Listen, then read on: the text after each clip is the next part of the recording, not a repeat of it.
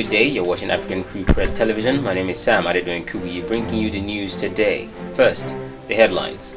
Buhari orders action on allegations of IDP abuse. Senate rejects Buhari's $29.6 billion external borrowing plan. Troops rescue women, children from Boko Haram in Operation Hard Knock. Erisco Foods shuts down, relocates to China. Now the news in detail.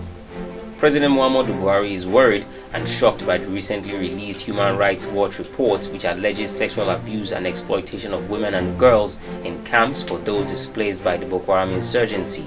He has therefore ordered an immediate investigation into the allegation. Senior Special Assistant to the President, Mr. Garba Shehu, disclosed this in a statement on Monday. He said the welfare of these very vulnerable Nigerian citizens has been a priority to the President Buhari's administration, and that the international community can rest assured that the allegations raised are not being taken lightly. He says the President Buhari has instructed the Inspector General of Police and the state governors of the affected states to immediately commence investigation into the issue, as their findings will determine the next course of action for the government and define an appropriate response. Also, the Human Rights Watch, in a report published on Monday morning, accused the Nigerian security officials of raping and exploiting female internally displaced persons. It also accused the government of not doing enough to protect affected women or punishing officials involved. The Nigerian Senate has rejected President Muhammadu Buhari's request for approval of $29.6 billion external borrowing. The matter went into a voice vote when it was brought forward, and the nays had it. The senators turned down the external borrowing request due to what they called lack of documents supporting the request as referenced in the letter. President Buhari wrote to the National Assembly seeking its approval for the external borrowing to ensure the prompt implementation of projects such as roads, railway and other projects, as there was a huge financial gap which the budget could not fill.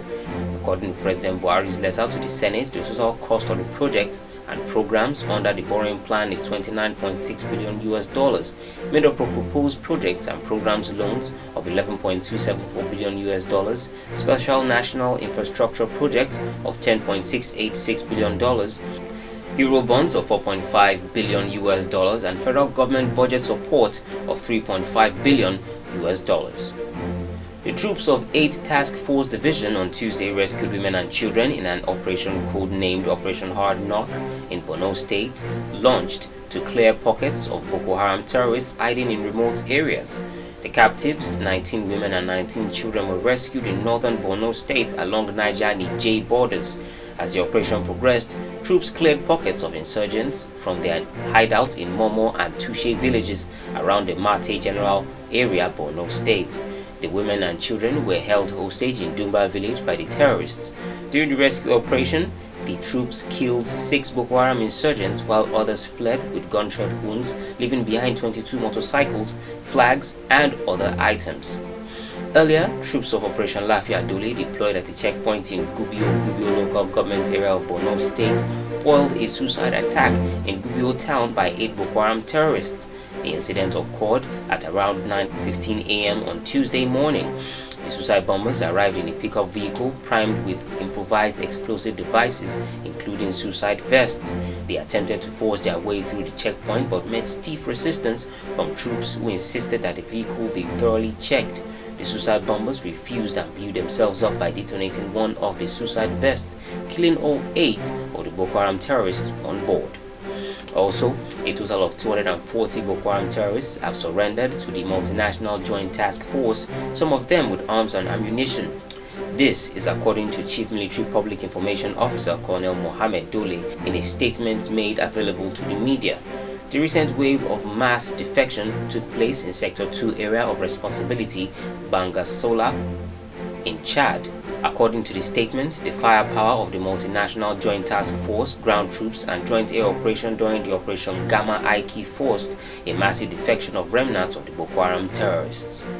In business, Erisco Foods Limited on Monday, the 1st of November, announced the closure of its tomato manufacturing plants in Nigeria, citing an unfavorable operating climate which has escalated operational costs in recent months.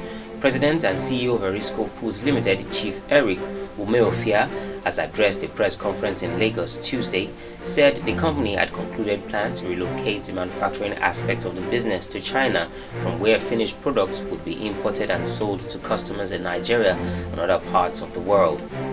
According to him, the decision to shut down the Nigerian manufacturing plant was taken after the expiration of a 30-day ultimatum given by the management of the company to the federal government to compel the Central Bank of Nigeria to make available adequate foreign exchange to assist in the import of raw materials, as well as requisite equipment needed to keep the manufacturing plants running and also profitable. The company had also urged the federal government to compel regulatory agencies like NAFDAC, SON, and the Federal Ministries of Agriculture, Industry, Trade and Investment to end the importation and dumping of substandard tomato pastes in the country. He made it clear that moving the factory to China, from where they will manufacture and bring back to Nigeria while also selling to other overseas clients, would profit them as a business, because in recent months, continuous operation in Nigeria has resulted in a loss of over 3.6 billion naira. He laments that the government refused to give them forex to import machinery and equipment and wouldn't give them permission to use their own money in dollars to make the necessary transaction. He also lamented the presence of a powerful import cabal whose activities remained unchecked. Thus, the decision to leave the country for China as its new base was final and would not be reversed in the future. He also said the company had similarly abandoned the Katsina State Backward Integration Program with a certificate of occupancy of the 2,400 hectares of land issued to the company returned to the state government. That brings us to the end of the news today. My name remains Sam Adedoyin Kubiye. Check more of our content on www.africanfreepress.com.